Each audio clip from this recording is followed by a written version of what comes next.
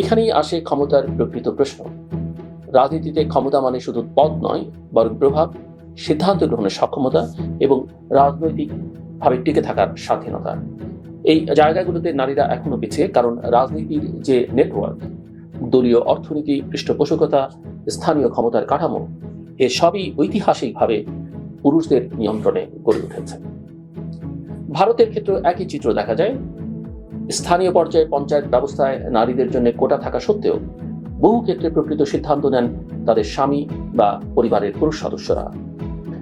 Proxy রাজনীতি নামে পরিচিত এই বাস্তবতা দেখায় কাগজে কলমে ক্ষমতা থাকলেই তা কার্যকর হয় না, বরং সামাজিক কাঠামো যদি অপরিবর্তিত থাকে তাহলে সেই ক্ষমতা অন্য কারো হাতে চলে যায়। পাকিস্তানের নারীর রাজনৈতিক অংশগ্রহণ আরও জটিল।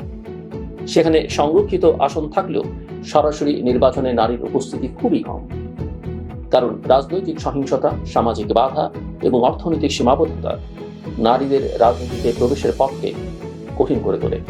ফলে যারা রাজনীতিতে আসেন তাদের অনেকেই অভিজাত পরিবার বা রাজনৈতিক বংশের অংশ। নেপালের অভিজ্ঞতা কিছুটা আলাদা, কিন্তু সমস্যার ধরন এক। সেখানে সাংবিধানিকভাবে নারীদের জন্য উল্লেখযোগ্য প্রতিনিধিত্ব নিশ্চিত করা হয়েছে। সংসদে নারীর সংখ্যা বেড়েছে, স্থানীয় সরকারেও তাদের অংশগ্রহণ বৃদ্ধি পেয়েছে। কিন্তু নীতি নির্ধারণী ক্ষমতা এখনো সীমিত, অর্থাৎ উপস্থিতি বাড়লেও প্রভাবের গভীরতা বাড়েনি।